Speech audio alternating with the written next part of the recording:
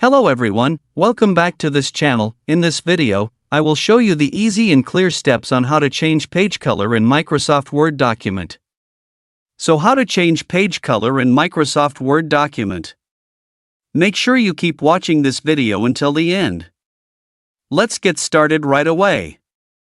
Firstly, go to the Design menu. Then drag the cursor to the right, and tap Page Color. And the color options for the page color will appear.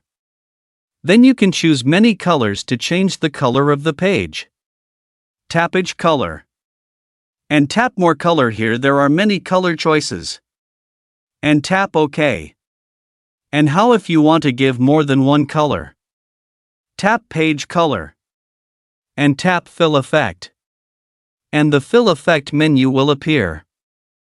In the Colors menu, there is a choice of the number of colors. Here I choose 2 colors. In Color 1, please select the color you want to enter. In Color 2, please select a color.